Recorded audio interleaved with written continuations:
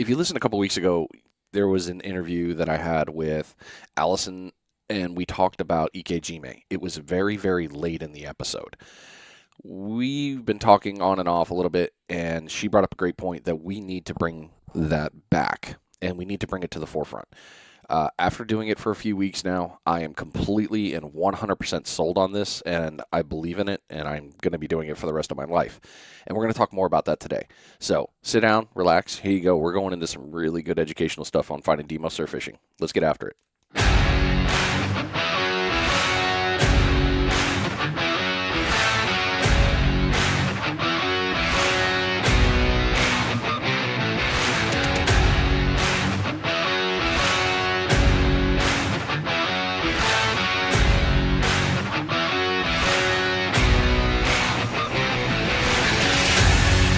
There we go. Another week. It's going to be a good one. Hope you're doing well wherever you may be. Hopefully you're on the beach fishing, enjoying the day. If you're driving or doing any of that gym stuff, hey, hopefully this gets you going. But this week's episode is 100% education, and we are really digging in on the topic of Ikojime. Again, you've heard the episode before. If you haven't, you missed out, but this is going to be your masterclass. We're really going to dig in here, and we honestly felt it needed this. So without me flapping my jibs for the next 30 minutes, praising it, let's go ahead and just get right after it. Allison, welcome back to the show. Good to talk to you again. Hey, thanks for having me, Brian. Excited to dive into this subject. Hey, I've said it to you before, and I'll say it again. I am super thankful that you even brought it up in the episode, and we're making it something bigger and bigger in this, because you sold me on it before as an idea, and then after doing it for a couple weeks here, I fully understand now. It's not just about a considered kill. It's not just about the dispatching. It's really, there is a much bigger piece to this pie.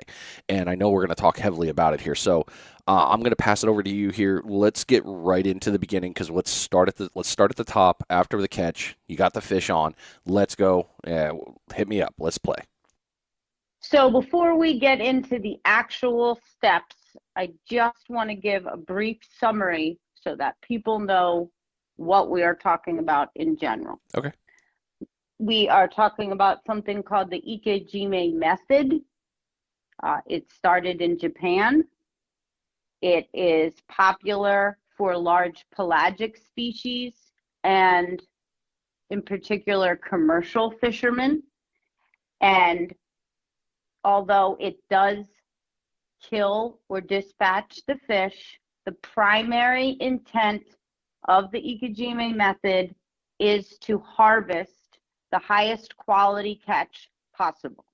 What I've realized in talking to a lot of recreational anglers, not to necessarily convince you of something, but to share information and give you the opportunity to try it yourself or talk about it and discuss it and possibly improve the catch that you take home, the quality of that catch.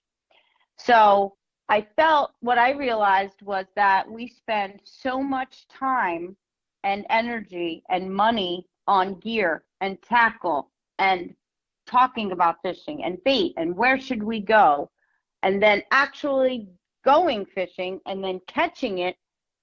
Why would we not want to complete the circle and discuss the best way to harvest this fish, the best ways to fillet it, the best ways to store it? And a lot of people love the hook and cook.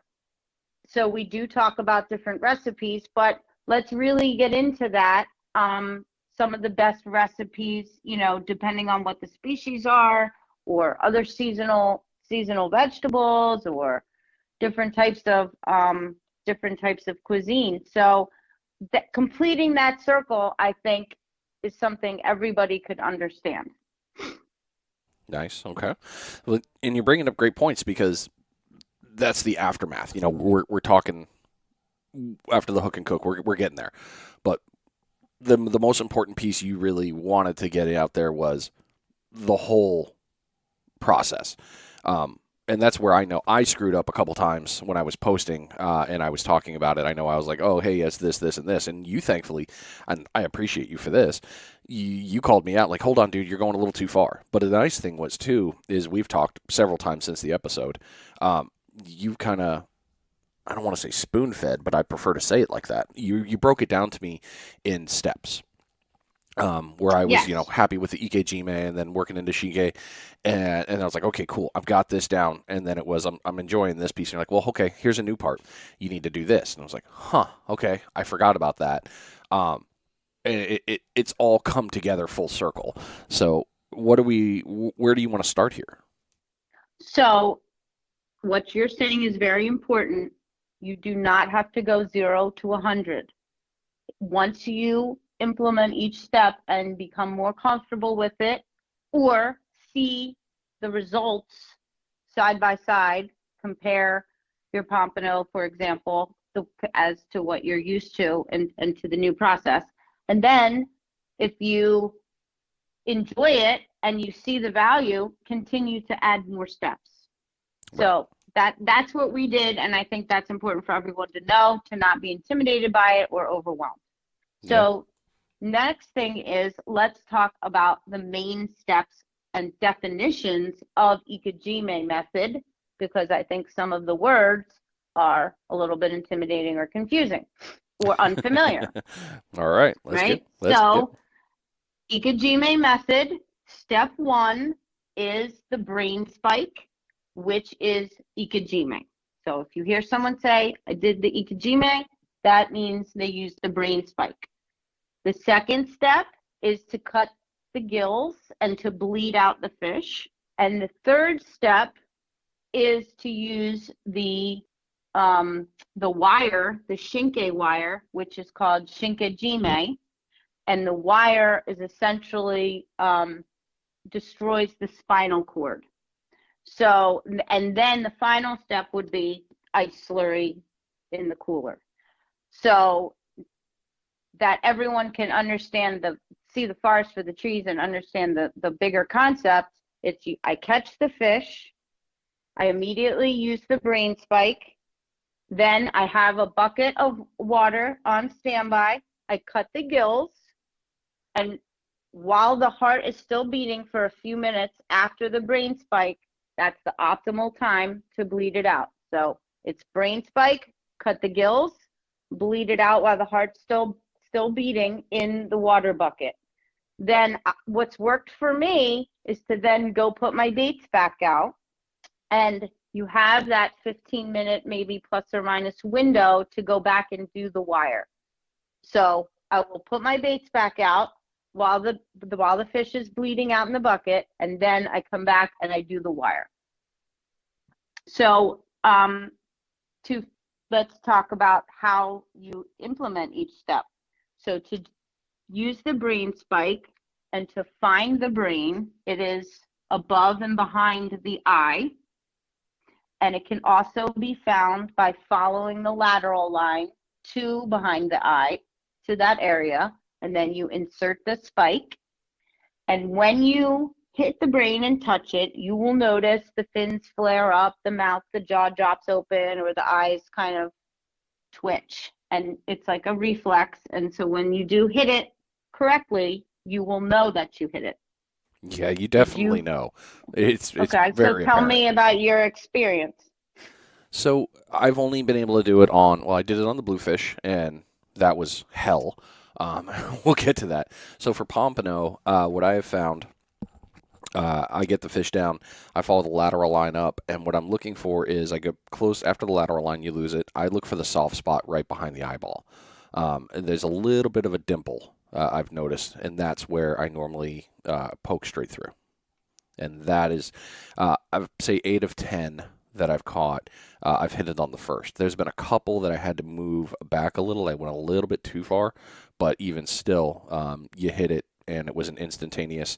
The dorsal fins, the spikes instantly came up, the mouth opened, and the pectoral fins a couple times also flared.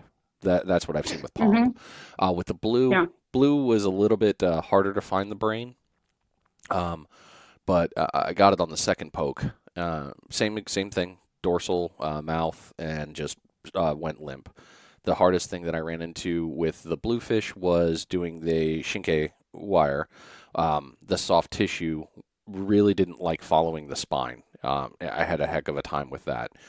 Uh, the pompano has been fine. What I've noticed is you do the cut on the tail, you just do a gentle one down until you can feel the spine, and then you basically just finish off there, but you don't go harder.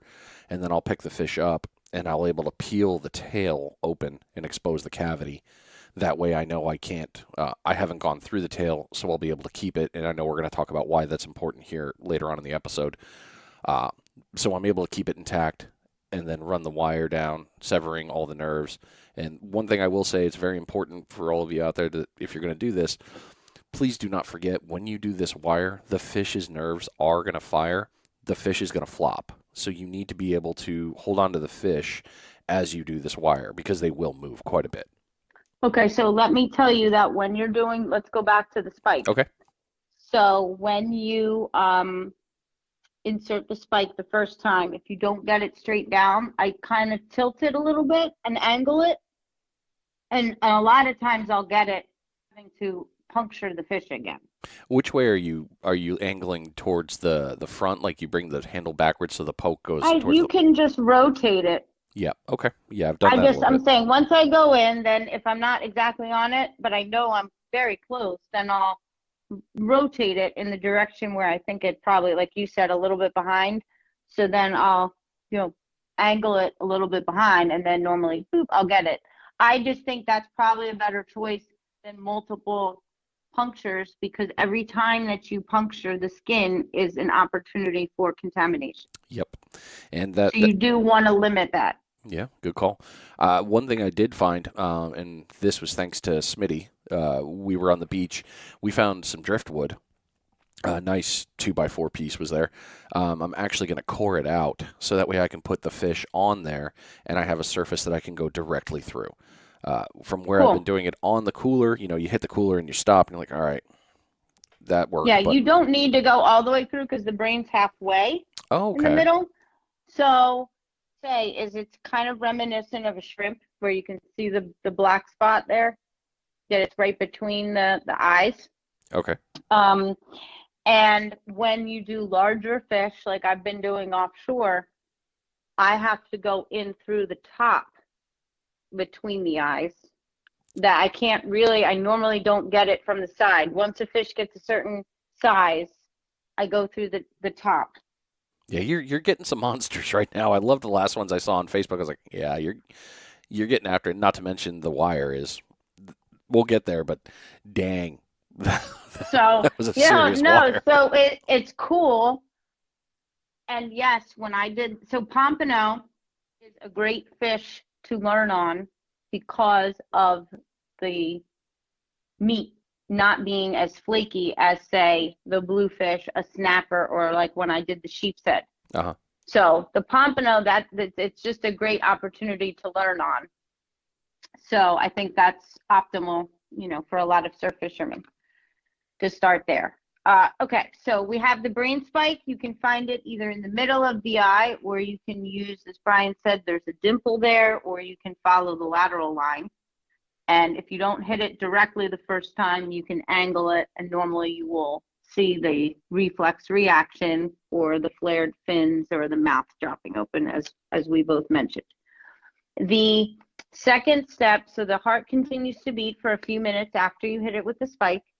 And like I said, if I'm on the boat, I already have the bucket of ocean water right there, normally at my feet if I'm on the head boat, or just in the stern corner if it's our boat. And then when I am on the beach, I keep a bucket of water anyway, because sometimes if I get a little live bait or I'll catch like a little croaker or something, I'll put it in there so I can get my live bait rig ready and not have to be fumbling around with my bait. So or wash your hands, So I kind of keep the bucket of water ready anyway. So you catch the fish, you do the spike, I use scissors, not a knife, and I cut the gills, and then I bleed it out in that ambient temperature water bucket. And if you can imagine, a cold cooler will make the blood coagulate, and it makes creates vasoconstriction. So when you do, even if you cut the gills and put it in an ice cooler, it might bleed out a little bit, but it's really not allowing the fish to purge the blood and potential bacteria and toxins in there. So I just think that's kind of a more important step than some people realize. Yeah. And so speaking of the ice cooler, we used an example that, yes, a lot of people put their fish on ice or in a slurry, and they think that that is a proper way of storing, harvesting the fish. But it is a passive death, and the fish is suffocating because it cannot breathe in ice or an ice slurry. And so when it is dying, it is exerting a lot of energy. And in doing so, it's basically starting the decomposition process. And so that is, although we've all done that for many years, or a variation of that, this is just a few extra steps before you get there that makes a huge difference in the taste and the smell and the visual, honestly, of the meat. Yep. It's easy, though. I guess I shouldn't say that. It's hard to break old habits, but in doing so with this, we're telling you that really makes a huge difference, and it's gonna be worth it. It's just, it's a learning a new process. So that bucket, almost all of us have the bucket. So that's one of the biggest ones that I've found. Even a half full bucket will do just fine. You just got it from the water. Just don't forget, don't leave the fish in there. Like Allison said, you're 15 minutes maybe, if that at the most? Yeah, no, I think 15, 20 minutes, you're fine. Yeah.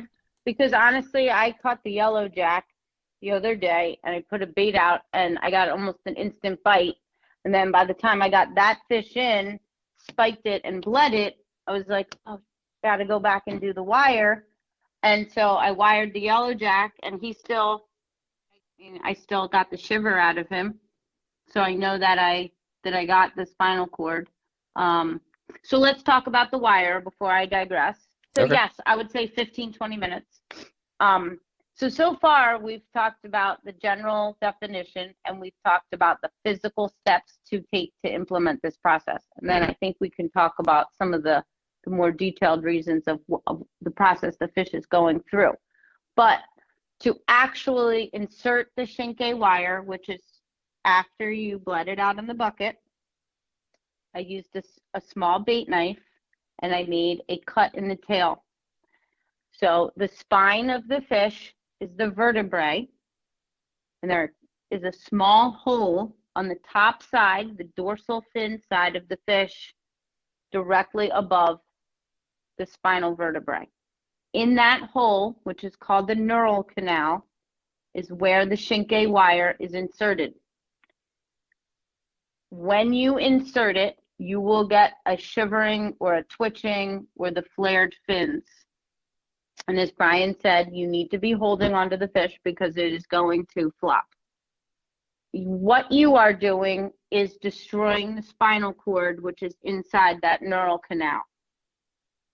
The effect of that is delaying rigor mortis. And we can get into the why that's important after. One thing I wanted to add, when you were saying you make a small incision first and then you break the tail open, it is, if you can picture vertebrae bones stacked on top of each other, like ours, that are have connective tissue, but they're individual bones. So what I've realized is it's impossible to line up the knife, right, exactly in between two of the vertebrae. yeah, that's not an easy task. Okay, right. So what I do is you make that small incision, and then it's more like snapping the chicken wing. Okay, yeah, I've kind of gone in there, and I put my right thumb right on the tail incision and grip that. and then I snap the vertebrae where it naturally wants to snap between two of the bones. And then I get a much clearer cut view of the spinal vertebrae and the canal. So try that. Okay. It's obvious, but I didn't realize that at first. I was like using the knife more than realizing I needed to chicken wing, if that makes sense. Yeah, that makes sense. So that's what's worked for me. And I was using a like a roll up silicone cutting board mat from the kitchen that was kind of old. So you can use that for bait. It's great actually because you can scrub it and you can roll it up and put a rubber band on it. But I had a couple of them, like the color coded ones, and so now I said, oh, I'll just bring this other one with me and I'll use that when I do the spike and wire, just so I can make sure I always have a clean surface. That's smart. I like that. I mean, having a travel kit's never a bad thing for doing that. So while we're talking about this, let's also go into the legal side that is definitely important for us to mention. So it was brought up before, and you have clarification on this, so let's do this. Doing the tail cut on the beach of a pompano or other protected species. So I'm going to pass it to you on this because you spearheaded that, you got the information. But the good news is, the bottom line up front, everybody, is it's good. We can do this on the beach. So go right ahead. I am going to nitpick and change the word you just used. It's not a protected species, but I'm just going to say regulated species. Okay, good call. So I was just looking for the email, but I don't see it. Essentially, what I asked FWC, because there is specific language that permits removing the gills, and maybe even it says evisceration.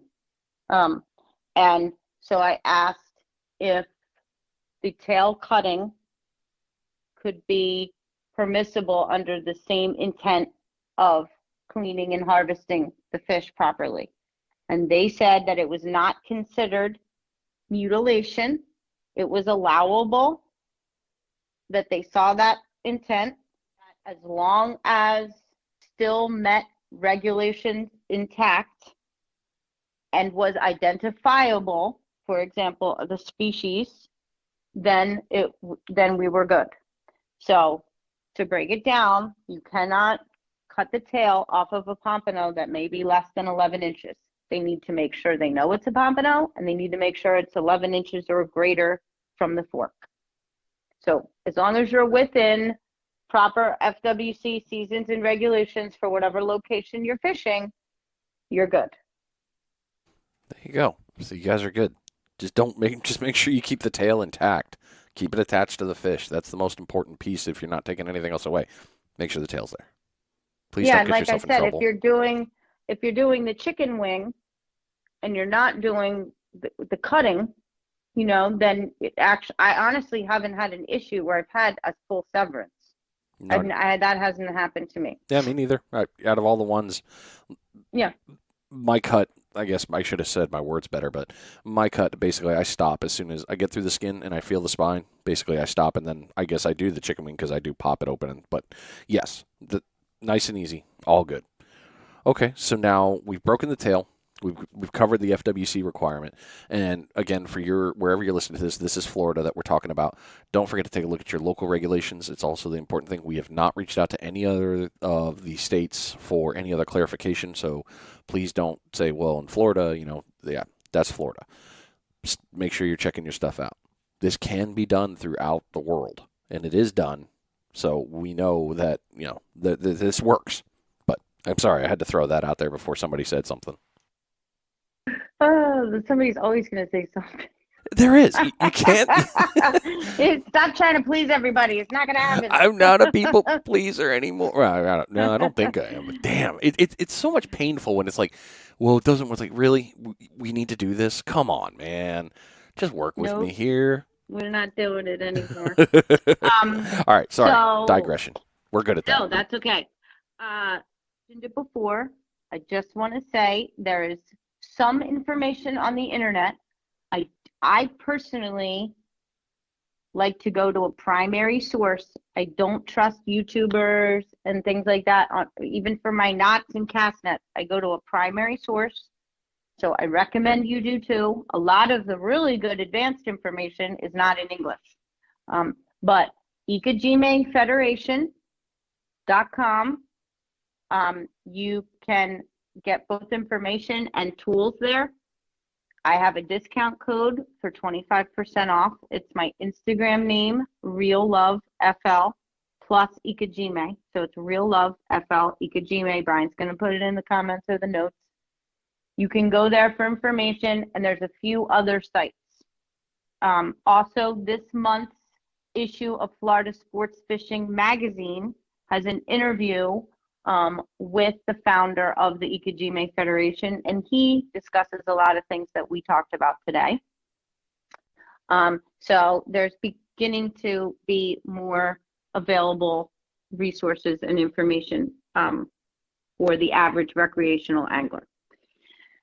So speaking of commercial versus recreational anglers, I want to make a point that this is, like I mentioned, something that's been in practice for commercial fishing for a long time because they see the bottom line when they sell their fish. So when the fish is properly harvested and it's of the higher quality, these guys get paid significantly more money. So for them, it's a no-brainer. They see the value and they see it in dollars.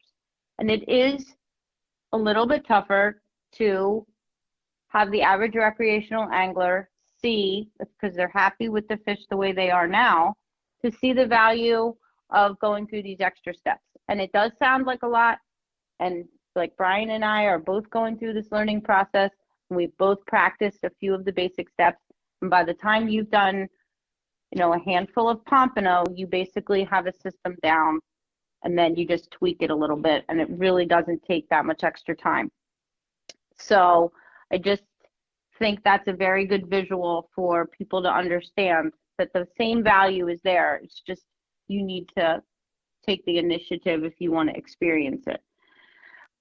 So I give you a little bit more of the scientific processes that occur, which is one of the reasons why we take these extra steps. But it's a lot of big words, and so I wanted to make sure that anyone that wants to go back and review kind of has some resources to do that. So those are where I would point people to check out. Absolutely. Well, while you're saying that, you know what time it is? Go get it! Go get it! Run, Brian! Get the fishing! I want to see you run.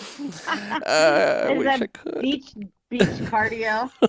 That's pretty much what it is. That's my PT now. That's right, ladies and gentlemen. It's bait check time. We're a couple minutes past it, but it's still good. So if you haven't done so yet and you're on the beach and you're fishing and you're listening to this, make sure it's been 28 minutes. We're a little late, but that's okay. Get out there, go check that bait, come on back, hit play, and get back into it. Always important to make sure you're checking that bait. All right, sorry, as I digress. Now, we've hit the process here. We've done the brain spike. We've cut the gills. We've bled the fish out. We've left it in our bucket. We've pulled it out of our bucket after a nice 15 minutes. We know it's bled out. Now we're going in. We're going to cut the tail. We're going to do the wire. We get the wire done. In between this next step, and this is where I wanted to go with this next part, we've done the wire. It's all severed and it's good to go. One thing that I didn't get a chance to ask you, and I saw SC with Kate do this, well, I think I did, the gutting of the fish at that exact point. What are your thoughts on that? I think that's it. Okay, so before I fillet, I gut the fish. Right. And you can, so the gutting of the fish, I mean the cavity, the organs in the cavity are where all of that bacterial and bile and blood are. So once you remove, if you remove the organs and the gills immediately, then there's no chance at seepage and any type of bacterial infection, infiltration, contamination. Okay. So I think that it's great that she does that. And I think that's an extra step that you can decide if it's appropriate at that time. I don't do that typically on the boat. But that's maybe should try it and just compare it. I just was wondering that because it got my eye when I was thinking about it. But after we do that, okay, so let's back up. Negate that step. Leave it Sure. off. So we've done the wire. No, that's fine. It's, and that's important to talk about because, for example, if you fillet your fish and you see that yellow, you touched an organ with your knife, and that's contamination. That's bile. And I've seen charter boats that fillet kingfish too fast, and it's all over. So even if it's not from the fish they're working on, it's all over the fillet table. This is this isn't necessarily Ikojime method, but this is part of the bigger conversation of how do we harvest and store the freshest fish possible after we've gone through this whole effort. And so when you're using dirty fillet knives, rusty fillet knives, dirty fillet tables, a dirty cooler, a dirty tailgate, all that stuff, it's like you get to the finish line and you're tripping over yourself. Dude, that's a good point right there. I'm rinsing mine down every time, but I think it's an easy step to forget is the work area. Yeah, or when so that's why especially I love the bleeding out. It's not just for the quality of the meat. I don't have any blood really on my fillet table.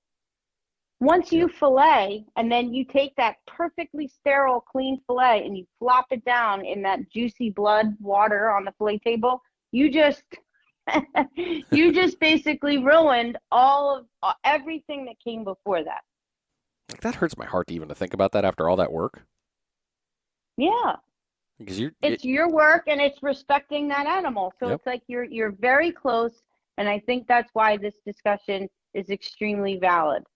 Yeah. Everybody, maybe some people have worked through a little process that works for them, and it's great to share that little nugget and say, hey, well, yeah, I used to get too tired after fishing too, and so this is how I do it. Well, like you said, the first time and now, we're all learning something new here.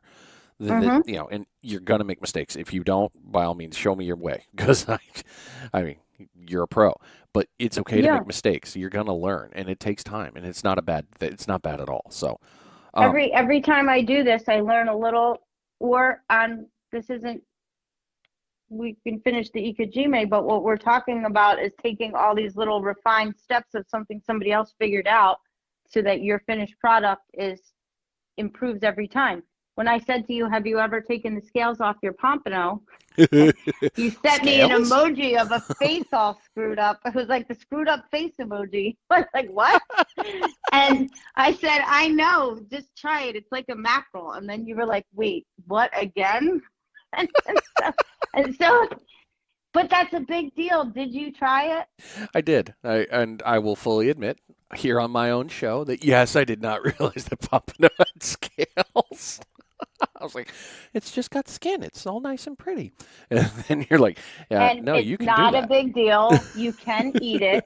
But the fact of the matter is, nobody really wants to eat scales if you don't have to. Yeah. But B, they're trapping a little tiny bit of moisture between that layer of scales and that layer of skin. And when you want to get a very fine crisp on any protein, it needs to be dry. And so when you take the scales off and then you thoroughly dry it with paper towels, your crispy skin is gonna, it's gonna be fire. Yeah. So yes, I do still reply in emojis, and also if you ever text me, I will reply in GIFs as well. Okay, that's fine. I can play that. I like your style. Yeah, I just think when we all add little nuggets like that, then everybody's end game levels up, and that's exactly what you're talking about, why we're here. Yep. So to not overdo this, I just want to talk a little bit about the big scientific words so people know a little bit about what's happening to this animal and why we're taking the steps. All right, let's go. Okay, so you don't want the fish to suffocate in the cooler and exert energy and biochemicals and hormones that start the decomposition process. So we use the brain spike, step one. When we do that and we instantly hit the brain and kill the fish, it cannot produce hormones like adrenaline and cortisol, and it does not exert stress, which can create lactic acid, or the stress can also raise the body temperature, the core temperature of a fish, which is maybe more relevant in a tuna than a pompano, but it's still relevant. So when we quickly dispatch the fish with the brain spike, we're eliminating those processes from occurring. And when we bleed it out, we're flushing the blood, the bacteria, the toxins out of the meat. And then when we insert the wire and destroy the spinal cord, we are delaying rigor mortis. Essentially, what that means, if anyone has taken a fish out of the cooler and needed to use both hands to flatten it before you could fillet it, that's because rigor mortis has already set into that fish.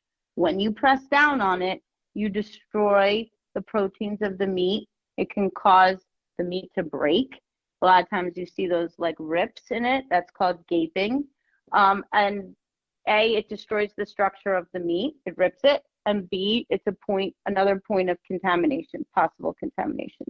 So there are natural processes that the fish goes through when it is dying, and we stop those processes, or at least delay them from occurring. The result is meat that is in its natural state and is free of those biochemicals and hormones. So the fish that I've had in my refrigerator for 4 days, 5 days a week has zero odor. When you say that a fish has a fishy smell, that is not natural. A fish's natural smell is briny, like the ocean. If you smell something that's off-putting and quote unquote fishy, what we naturally, what we've begun to just commonly call fishy smell is actually that bacterial gassing. It's adrenaline, it's cortisol, it's lactic acid. That is what is creating those odors, and that is what no one wants to eat.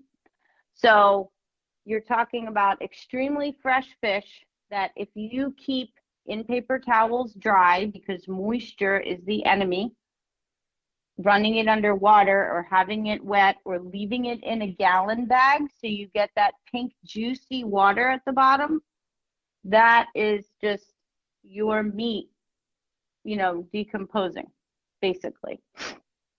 So I keep it in paper towels, I keep it very dry in the fridge, and then I'm not in a rush to eat it in the first 1, 2, 3 days. I can eat it in 3 days, 4 days. I can continue to share it, so I don't need to freeze it and then throw it out in 6 months when I clean out my freezer. And again, it has zero odor, which is a huge factor, not just the taste, but when you unwrap fish 4 days later in the fridge and you say this has zero odor, it's clear evidence that this method works or creates a huge difference in quality. And I will attest to it. Because at first I was like, all right, I don't know if I believe it. Let's see how it goes with the dry aging and making it last for a while. And it did. I think I went 5 days on one fillet. I set the next day aside just in case, because I was like, all right, if I get sick, I'll be good to go now. I got a day off. And I will happily say it was fine. The flavor was great. No smell, just tasted really good. So this works. Even with my non-refined palate, I could tell. So when I'm going to keep a fish that long, we haven't done this yet, Brian, so we'll save this for the next installment. But I core the fish and I clean the cavity with that brush that I sent you. Yeah. It's like a big toothbrush, because if you've ever noticed, when you do clean out the cavity, there's kind of a membrane inside, And when you peel that back, all along the spinal vertebrae is that real black stuff that almost looks like bloodline. Yeah, the jelly. It's not jelly. It's the vestigial kidneys. And so when I age the fish that long, I use kitchen shears. I cut off all the fins and I scrub out the whole cavity, and then I stuff it and dry it and all that. So we'll get to there on the next time. Okay. Yeah. Makes sense. I always cut that out. If I'm doing a whole pompano, I've always cut that center line and got all that junk out of there. But when you talked about the brush, I was like, well, that's a lot easier than what I was doing, just cutting and using the hose in my finger. Yes, exactly. You have to dig that out, right? I mean, Yeah. so it's once you get into this, and then I tell you that's the next step, and you're like, well, I can see that. I don't really want that stuff sitting in there on my meat either. So, I think it's great. We can continue to learn and figure out some new steps together. And I think I would love to hear any, not just questions from any listeners, but any personal experiences. Well, so far as I know, hopefully some more kits are coming up here to the Panhandle. I've had numerous people like, hey, yeah, the group I fish with, I was out with Mike, Justin, and Jeremiah. So the four of us were all fishing together. And I showed them the brain spike, and I showed them what I was doing. And after every pompano, they're walking over to me, and I'm like, what's up? They're like, borrow the brain spike. I'm like, oh, it's right there in the cart. Watch them. Hey, good job, you got it. Everybody's going through the process, and it's growing, and I think it's great. It's again, I fully believe in this. So, it's not as hard as it sounded. There's plenty of videos that are starting. I put a somewhat one on TikTok that I needed to adjust, even though I'd already had it I was behind. I left out some steps, but it's still, the process is really simple and the payoff is huge. Even if you're not selling the fish, I mean, we're not all commercial anglers. We're out there getting our own dinner. The best way for me to say this in another non-exact PC way is you're preserving your catch for a couple more days in the fridge. If you follow the things that you've heard in here, the 2-day thing, you always hear, 2 days and it's gone. Well, yeah, you can do that or you can freeze it, sure. But you're also prolonging a little bit more time if you know that, hey, look, I'm going to be able to eat these through the week. If you're like me, I get in a set, like my limit, I was eating pompano every day because it was good. I saved one for one more day. Tomorrow equals 1 week. Tomorrow I'm making my last pompano that I've been aging because I believed in this. I'm like, all right, I'm going to try it and see how far I can push. And I've been checking it, making sure it's good. I've got it nice. Have you tried a piece raw, Brian? No. Okay. Not yet. Everybody tells me it's safe. So in order to really compare a fish, you should try a piece completely raw of fresh pompano, 3-day pompano, 5-day pompano. Okay. That's your baseline, completely raw bite. And then, because pompano is kind of already a fatty fish, I would recommend just a tiny bit of salt, soy sauce, or a sprinkle of salt, but I would pick soy sauce, and then a tiny bit of acid, right? Because when you talk about taste, you're talking about acid, you're talking about salt, you're talking about fat. And what you're creating when you dry age, we haven't gotten to this step, is umami. So the longer you dry age something, the more that the glutamides break down. I believe that's how you say it. Glutamides, not glutamines. They break down, and the more glutamide degradation you have, the more rich and stronger umami flavor that you're creating, which is the 5th flavor, right? Yep. Fifth taste. So take one little teeny slice of the pompano and dip it in a tiny bit of soy sauce or hit it with a little lemon and salt and see what you think. Okay. I mean, now I have to go fish again. Oh, no, not that. Anything but that. Well, I want to hear what you think. No problem. I'll text you on that one. one. Good job today. Well, I'm glad that we got to do this again. And I agreed with you when we talked about it that it needed to happen. I mean, this process is a very good thing. It's going to prolong I mean, it's going to be good for edibility, but also for future. Hey, look, I dispatched my fish. Well, I did this job right. I kept it clean. I did this all. The process to get to the table, it's making I things think better. what you're trying to say, Yes, which please is put it. very important to me, is your food supply, your food chain control. And whether that's people that hunt, or whether that's people that have gardening, whether that's people that try to, especially hook and cook, you are in control of your food supply. And now the Ikojime method is helping you take better control of that protein that you're bringing home. If you talk to people that hunt, they'll tell you they dry age their venison. This is just something that we haven't yet started to apply to fish. And now we are. Oh, thank you. Again, and I mean that seriously. Yeah, this was great. I'm glad we did it. Me too. Anything else we want to add into this episode, or do we want to wait for another round? Next round. All right. Well, we will just have to talk to you next time then. Cool. That sounds good. Hopefully we'll have some questions and then some more steps. Absolutely. I know we will. And we'll get it all tagged up on Facebook. Thank you, Brian. I will Thank talk to you. you soon. Okay. See ya. Okay. All right. Bye. There you go, ladies and gentlemen. We just really nailed into it there. I really hope that you were able to take a little bit more information from this episode as we really tried to get a better process. So if this was helpful for you, don't forget to like, subscribe, share this out. If you have questions, send them in. We will happily answer them.